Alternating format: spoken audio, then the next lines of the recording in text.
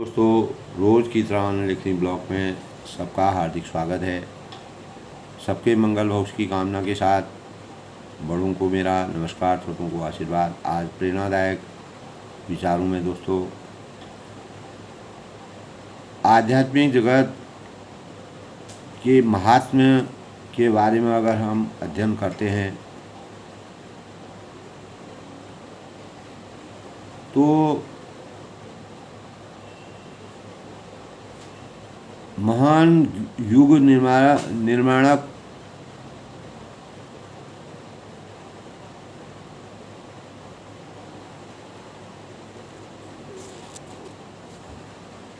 आचार्य श्री राम शर्मा जी के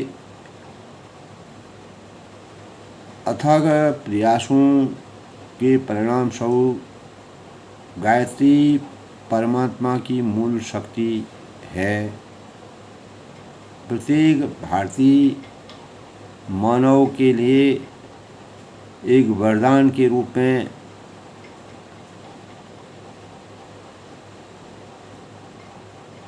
एक अंतर ज्ञान की जो छवि हमारे अंतःकरण में विराजमान होती है, तो उसकी यह शक्ति सर्वत्र अणु अणु में व्याप्त है।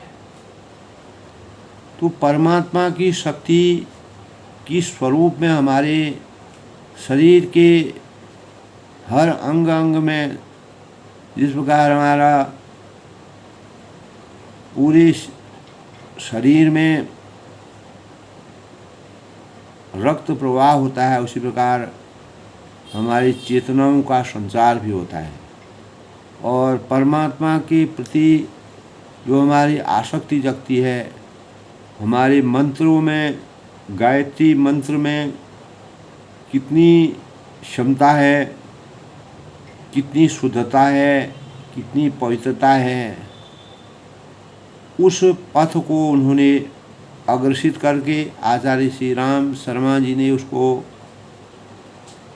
आज मानव जीवन के लिए एक चेतना के रूप में अवतरित करके मानव चेतना को जगाने का और सनातन धर्म को सजीव करने के भावों का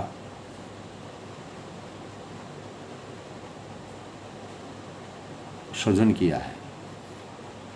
जो कुछ है दोस्तों गायत्री मय है, ऐसा उपनिषदों का भी मत है। गायत्री ब्रह्मरूपी सूर्य की यानी गायत्री महाशक्ति की उत्पत्ति का स्रोत है।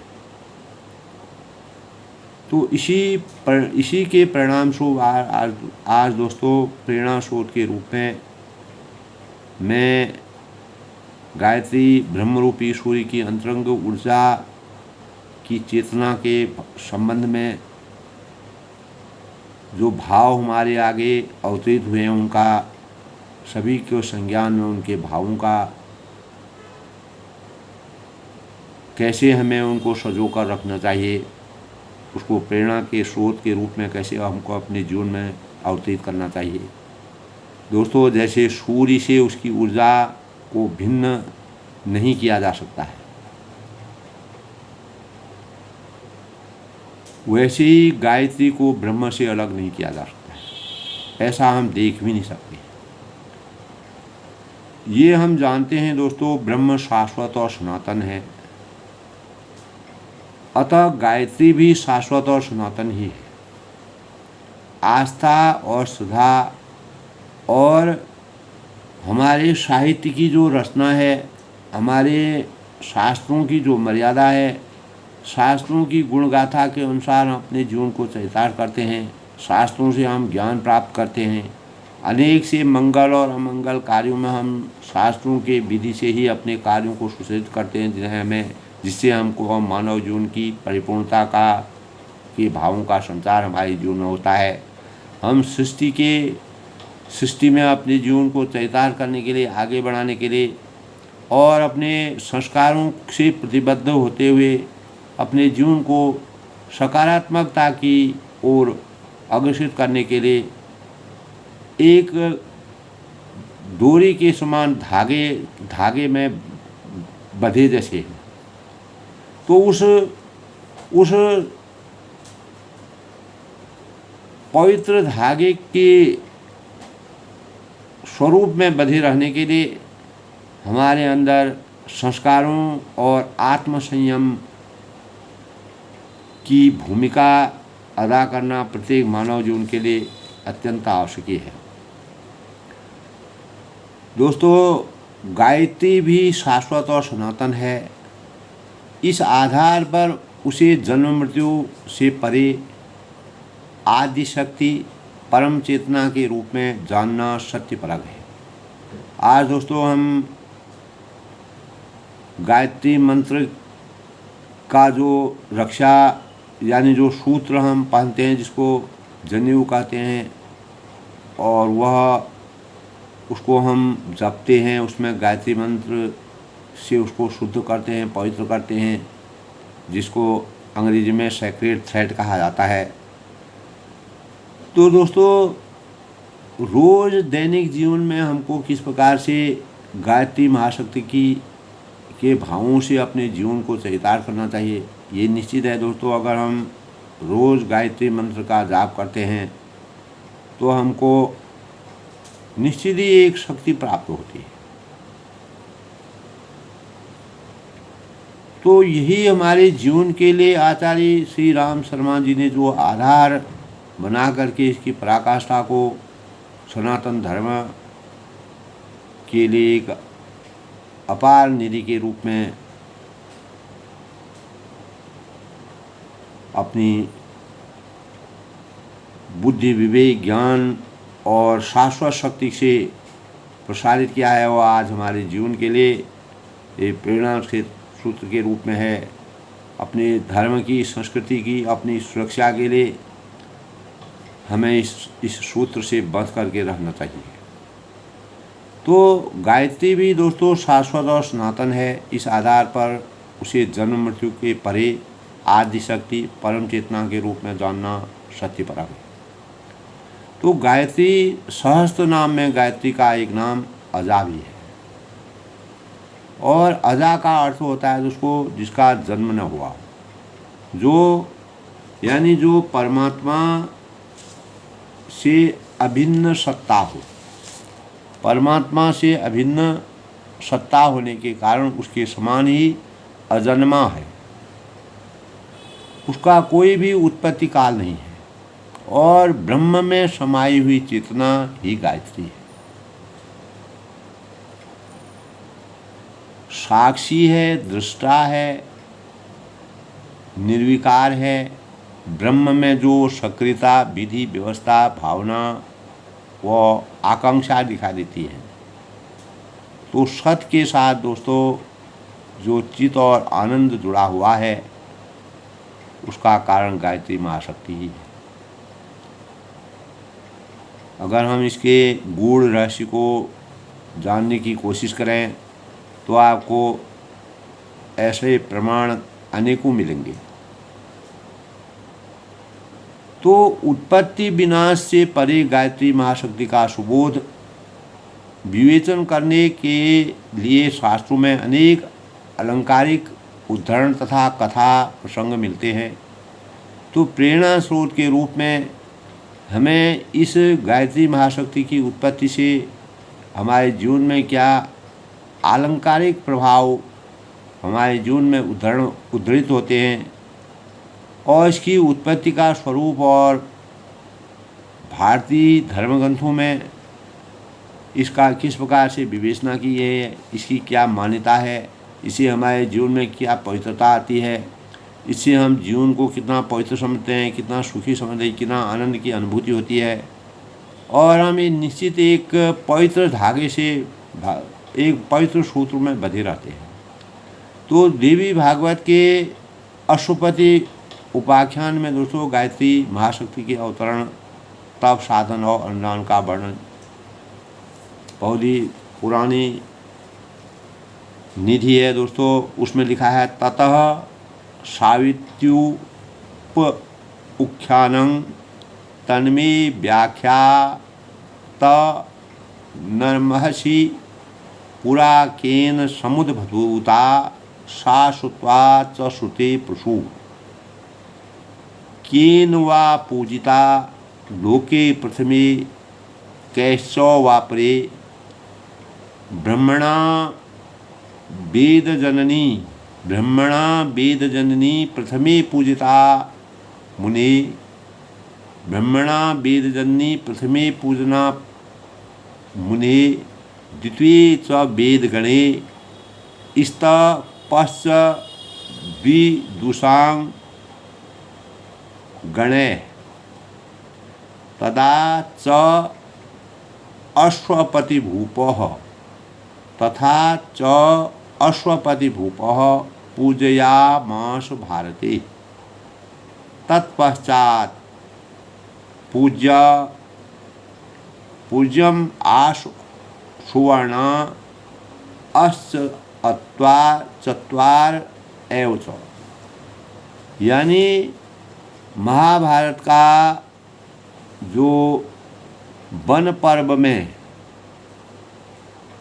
भगवती सावित्री यानी गायत्री का अग्निहोत्र की अग्नि से प्रकट होने और राजा अशुपति की साधकयुक्त उपासना से प्रसन्न होकर उन्हें वरदान देने की चर्चा आती है। तो उसी के अनुसार दोस्तों रूपिणी तुंग तदा राजनं दर्शयामि मास तं नृपम अग्निहोत्राम समुत्थाय हर्षेण महत उन्मिता उचाव नैनं वरदा वचनं पार्थिव तथा। यानी गायत्री की उत्पत्ति 3 स्वरूपों को अभिव्यक्ति करते हुए हुई है, वेद माता, देव माता और विश्व माता। तो उसके ये 3 शाश्वत स्वरूप हैं और वेद की संरचना की मनस्थिति एवं परिस्थिति उत्पन्न कर सकना गायत्री महाशक्ति के सहारे ही संभव हो सका है। इसीलिए दोस्तों इस आदि शक्ति का नाम वेद माता कहा गया है, क्योंकि गायत्री दिव्य ज्ञान चेतना से ही समस्त वेदों का प्रादुर्भाव इति से हुआ है। गायत्री की व्याख्या स्वरूप ही समस्त वेद हैं, समस्त वेदों का निष्कर्ष गायत्री में समाहित है। गायत्री ही ब्रह्म की सर्वोत्कृष्ट चेतना है जो समस्त देवत्व से परिपूर्ण है और सृष्टि की सारी दिव्यता जिसके कारण है। तो इस देवत्व प्रसूता परम शक्ति को देवमाता स्वरूप में ही जाना गया है। जब हम अपने शास्त्रों का विधिवत अध्ययन करते हैं, अनेक प्रकार के इस प्रकार के प्रसंग मिलते हैं जिसमें गायत्री महाशक्ति की उत्पत्ति का विवरण है। विश्व माता के रूप में उसकी सत्ता समस्त ब्रह्मांड में सृजन पोषण और अभिवर्धन की विधि व्यवस्था के रूप में प्रत्यक्ष विद्यमान है। तो दोस्तों विश्व माता और विश्व की एकता समता के सूत्रों से भौतिक जगत की और शुचिता ममता के अनुशासन से आत्मीय जगत की सुव्यवस्था बनाती है। तो गायत्री शक्ति के इन तीनों स्वरूपों के अवतरण की प्रक्रिया का विवेचन अनेक इस प्रकार से हुआ है दोस्तों कि वेद माता का स्वरूप ब्रह्मा जी के माध्यम से प्रकट हुआ और भावना के 7 अवतार 7 व्याहवातियों के रूप में प्रकटे, जो 7 ऋषियों के रूप में प्रख्यात हुए। युग परिवर्तन चक्र का जब अवतार विश्वामित्र जी के रूप में हुआ तो ब्रह्मा जी के माध्यम से वेद माता का, सप्त ऋषियों के माध्यम से वेद माता का, विश्वामित्र के माध्यम से विश्व माता का और यानी अवतरण हो चुका। तो अब जो वर्तमान काल की हम बात करते हैं तो महाशक्ति गायत्री अपने तीनों स्वरूपों में प्रखर संयुक्त अभिव्यक्ति के साथ युग शक्ति गायत्री के रूप में अवतरित हुई है, जिसका माध्यम महाकाल है। तो दोस्तों, आदि शक्ति गायत्री की उत्पत्ति ज्येष्ठ शुक्ल पक्ष दशमी गंगा दशहरा की मानी गई है और इसी दिन धरती पर इस परम चेतना का अवतरण हुआ, जिसे गायत्री जयंती के रूप में गायत्री साधक जानते हैं। दोस्तों, यह विश्व जब बना है तब मानव भी अन्य प्राणियों की भांति उसी तरह का था जैसा कि सभी प्राणी अपना शरीर यापन करने के लिए संघर्ष करते हैं। तो भूख पूरी होने के लिए परिश्रम करने और संतान उत्पत्ति करने लगे रहते हैं। मनुष्य जिन विशेषताओं के लिए बनाया गया था, सृष्टि की रचना जब की गई थी तो बिना मानव की सृष्टि की रचना नहीं हो सकती थी। तो उन विशेषताओं को वह सार्थक रूप में हम परिणित भी नहीं कर सकते थे। तो सृजनकर्ता ने सोचा कि मनुष्य को उसे मिले देवत्व को सार्थक करने के लिए कुछ विशेष अनुदान दिया जाए, और उन्होंने वह अनुदान ऋतंभरा प्रज्ञा का दिया और विवेकशीलता और विचारशीलता, उच्च कोटि के आदर्शों में निष्ठा, सब चीज़ों के समन्वय का नाम है। दोस्तों, ऋतंभरा प्रज्ञा यही परम ब्रह्म की वह चेतनात्मक सर्वोत्तम शक्ति है। इस शक्ति गायत्री का अवतरण इस विश्व के प्रारंभ में उसी तरीके से हुआ है जिस तरीके से इस संसार में स्वर्ग से गंगा धरती पर भगीरथ के द्वारा लाई गई थी। तो ऐसे प्रसंग हमारे साहित्य में मिलते हैं, हमारे काव्यों में मिलते हैं, हमारे साहित्य में मिलते हैं, हमारे शास्त्रों में मिलते हैं। तो ऋतंभरा प्रज्ञा की आध्यात्मिक धारा स्वर्गलोक में आई और देवलोक से जमीन पर आई और मनुष्यों में प्रवाहित होने लगी। मनुष्यों में जब वह धारा प्रवाहित होने लगी दोस्तों, तो तब ऋतंभरा प्रज्ञा का नाम आध्यात्म की भाषा में, पूजा पाठ की भाषा में गायत्री रख दिया गया। तो थोड़ा गूढ़ रहस्य है दोस्तों। तो यह वही परम शक्ति है दोस्तों जो मनुष्य के भीतर छुपी उसकी असंख्य शक्तियों को उभारती है और विकसित करती है।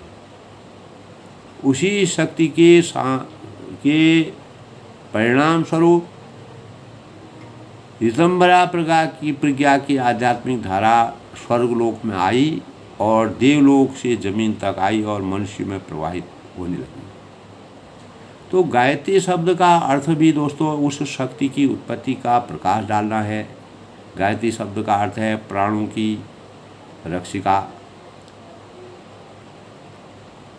ओम भुवः स्वः तत्सवितं भर्गो देवस्य धीमहि धियो यो न प्रचोदयात्।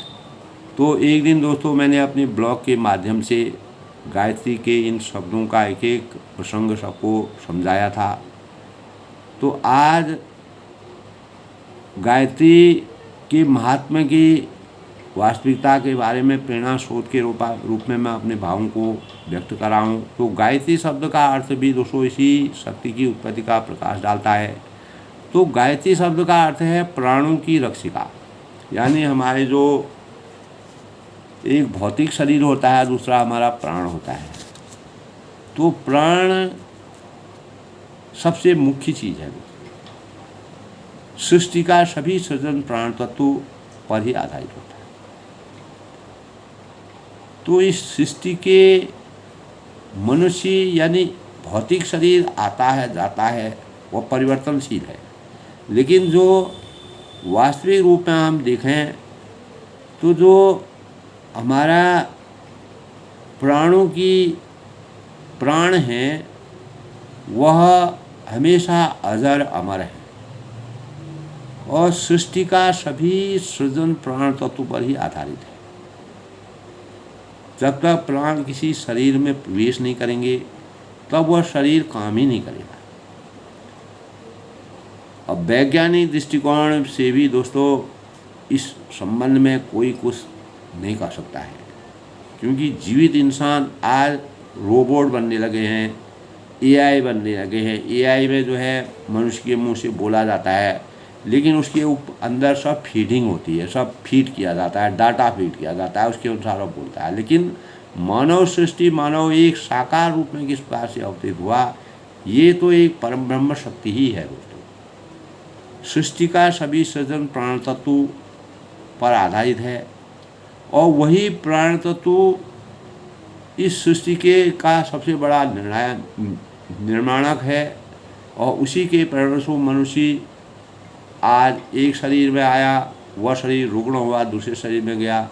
यानी जिसको जितना समय इस संसार में व्यतीत करना है तो प्राण तत्व जो है उतना ही समय उसमें रहेगा। तो जहाँ प्राण चेतना से ओतप्रोत जीव अपने क्रियाकलापों को और पूरे करते हैं, वही जड़ तत्व की संरचना है। अपने अस्तित्व की धारणा करने के लिए, स्वरूप को बनाए रखने के लिए सक्षम होते हैं। पदार्थ परक प्राण परमाणु की अपने अस्तित्व धारण करने के लिए अदृश्य शक्ति है, उनके स्वरूप विशेष को सुरक्षित एवं व्यवस्थित रखता है। यदि ऐसा न हो तो दोस्तों किसी भी तरह का कोई भौतिक अस्तित्वों का धारण कारक सृजन आधार शक्ति प्राण चेतना गायत्री की है, जिसकी उत्पत्ति समस्त सृजन तथा सृष्टि के पूर्व हुई, ऐसा माना जाता है। आधार के रूप में वह ही परम ब्रह्म में अभिव्यक्त हुई, जिसके बाद ही सभी अस्तित्व प्रकट में हुए। यानी गायत्री शक्ति क्या है दोस्तों, कैसे उत्पन्न हुई, इसका स्वरूप क्या है? तो हमारे सर्वे वे देवा देवी उत्प्यवस्तु काशित्वं महादेवी सा ब्रवीदयं ब्रह्मस्वरूपिणी मत्त प्रकृति पुरुषात् आत्मकं जगत उत्सन्नं। यानी उपयुक्त उद्धरण में आदि शक्ति स्वयं ही अपना परिचय देते हुए कहती हैं कि मैं ब्रह्मरूपिणी हूँ, मुझसे ही इस प्रकृति और पुरुषार्थ संसार प्रकट हुआ है। सौवे नैव रेमे तस्माद एकाकी न रमते सह द्वितीयम् इच्छत सह हेतवा अनाश यथा स्त्री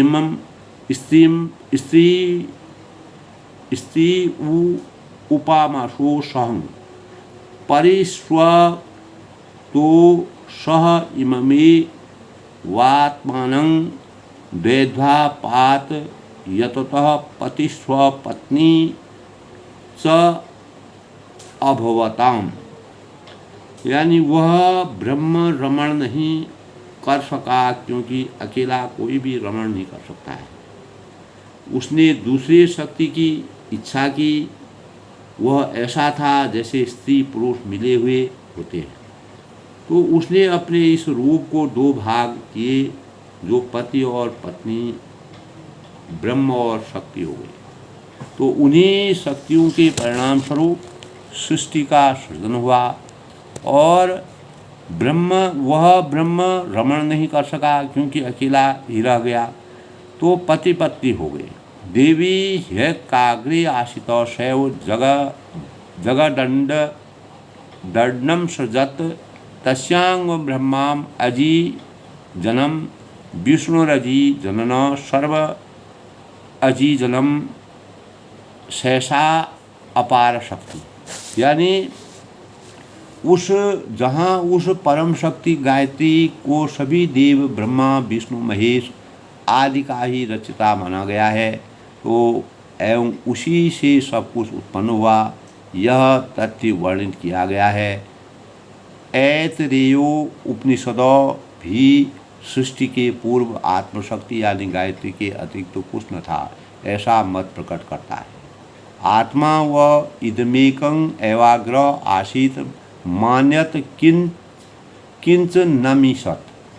यानी परमारस्तु या लोके ब्रह्म शक्ति विराजते सूक्ष्म च सात्विकी चैव गायत्री अभिनियति। यानी सब लोगों में विद्यमान जो सर्व व्यापक और परमात्मा की शक्ति है वह अत्यंत सूक्ष्म और सतोगुणी प्रकृति में निवास करती है, वह चेतन शक्ति गायत्री है। तो दोस्तों इस प्रकार दोस्तों अनेक प्रमाणों जैसे अनेक प्रमाण मिलते हैं जिनके यही प्रकट होता है कि अचिंत्य निर्विकार परम ब्रह्म को जब विश्व रचना की क्रीड़ा करना अभीष्ट हुआ तो उनकी वह आकांक्षा शक्ति के रूप में परिणित हो गई।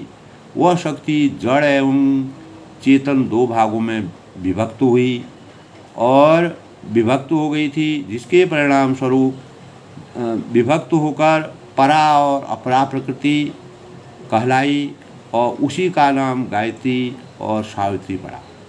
तो गायत्री उत्पत्ति के संबंध में एक दूसरे से लगभग मिलते जुलते कुछ अनेक प्रकार के भाव हैं जिन पर हमें गायत्री की वास्तविकता को समझना चाहिए। तो अनादिकाल से ही दोस्तों इस प्रकार के अनेक ब्राह्मी शक्ति के पदार्थ रचा और उसे निरंतर गतिशील रहने और निर्धारित मर्यादा पालन के लिए अनुशासनबद्ध कर दिया और यह सावित्री परिकर कहलाया। यह गायत्री का सचेतन विस्तार प्रारंभ हुआ। सर्वप्रथम देवताओं यानी देवता बने और उन्हें कहा गया कि सदास्पद यानी बने रहने की उत्कंठा अपनाए रहे और साथ ही देते रहने के उपक्रम में निरत रहे। तो देव परंपरा को प्रजापति की दूसरी कृति कहा जा सकता है। तो यह निर्धारण हुआ कि ब्रह्मा जी के द्वारा ही उसके मूल में स्फुरणा उस आदि शक्ति की थी और जिसे गायत्री नाम से जाना और शब्द गुंथन में है, हमारे शब्दों के संसार में है, छंद शास्त्र में आबद्ध। इसको हमको फिर बाद में छंद के परिणाम स्वरूप ब्रह्म में साक्षी भाव के सश्रेष्ठ भावों के आते ही सर्वप्रथम जो चीज़ शक्ति उत्पन्न हुई वह गायत्री का है। तो बाद में उसी शक्ति को सारी उत्पत्तियाँ संभव हुई। उत्पत्ति की मान्यता से देखें ब्रह्मांड की सर्वप्रथम उत्पन्न शक्ति गायत्री है, जो कोई स्त्री नहीं, किसी की पत्नी नहीं, पुत्री नहीं, बल्कि परमात्मा की शक्तिपरक सर्वोच्च अभिव्यक्ति है, वही गायत्री है। तो दोस्तों साधना की सफलता के लिए हमें शरीर में मतलब अपने शरीर में जो है अनेक प्रकार के मन में उत्साह बनाना चाहिए। विशेष प्रकार से अपने शरीर को एक विशेष प्रकार से सुगंधित लाने की कोशिश करनी चाहिए और अनेक प्रकार के कोमल भावों का सृजन करना चाहिए। तो पवित्रता के भावों का सृजन करके हम अपने जीवन को कैसे आनंदमय परिणामों का उपभोग करने में हम समर्थवान हो सकते हैं और किसी भी फुहड़ में जन्मे ही सिद्धि का दुरुपयोग अगर हम सिद्धि का दुरुपयोग नहीं करते हैं, अपनी स्वल्प शक्ति का विचार करते हुए हम उस पर अधिक भार डालते हैं, उसका यानी अनेक प्रकार की सुचिता के भावों को अपना करके अपनी चेतन शक्ति और परमाणु शक्ति जिसके सम्मिलित सारी सृष्टि का सृजन हुआ है, वे माध्यम ब्रह्मा विष्णु और महेश जो जन्म पालन और संहार की व्यवस्था के गतिशील मानक कहे गए हैं। तो परम शक्ति से अपने कर्म संपादन की क्षमता प्राप्त करना चाहिए प्रत्येक को। चेतन शक्ति एवं पदार्थ शक्ति का समन्वय ही ब्रह्म तत्व है और ब्रह्मांड का मूल सृजनकारी तत्व का अस्तित्व है। तो इसकी सक्रियता ही समस्त सृजनों का आधार है। तो दोस्तों विचारों में गायत्री महाशक्ति की उत्पत्ति का छोटा सा अंश जो जितना हमें ज्ञान था उसके बारे में हमें जो होनहार युवा है, जो होनहार भावी लोग हैं, उनको इसका चिंतन करना चाहिए कि हमें गायत्री परमात्मा की मूल शक्ति का मानक है, उसकी इसकी यह शक्ति सर्वत्र अणु अणु में व्याप्त है और गायत्री मय है, ऐसा उपनिषदों का हमारा क्या मत है। तो गायत्री ब्रह्मरूपी सूर्य की अंतरंग ऊर्जा की चेतना है। तो किस प्रकार से हमारे सनातन में शाश्वत सनातन और गायत्री की का वर्णन किया है। तो प्रेरणा स्रोत के रूप में दोस्तों आज मैंने अपने भावों से गायत्री के महाशक्ति की उत्पत्ति के भावों का संचार किया। अपनी वाणी को विराम देते हुए हमें भी अपने चिंतन में, अपने संस्कारों में और गायत्री मंत्रों का जाप करके अपने हृदय को, अपने मन को पवित्र बनाने के भावों का संचार करना चाहिए। तभी हम सही मार्ग का अनुसरण कर सकते हैं, सही दिशा का अनुसरण कर सकते हैं, मानव जीवन की उत्पत्ति का सही कारक मान सकते हैं और मानव जीवन कैसे उत्पत्ति हुआ, कैसे हमारे मंत्रों की शक्ति से हमारे जीवन में कितनी आसक्ति प्राप्त होती है, परमात्मा का आशीर्वाद प्राप्त होता है। तो इन्हीं भावों के साथ, सबके मंगल भविष्य की कामना के साथ मैं सबके मंगल भविष्य की कामना करता हूँ। सब लोग खुश रहें, प्रसन्न रहें। फिर किसी दूसरे प्रसंग के साथ फिर मिलते हैं। तब तक के लिए सबका नमस्कार।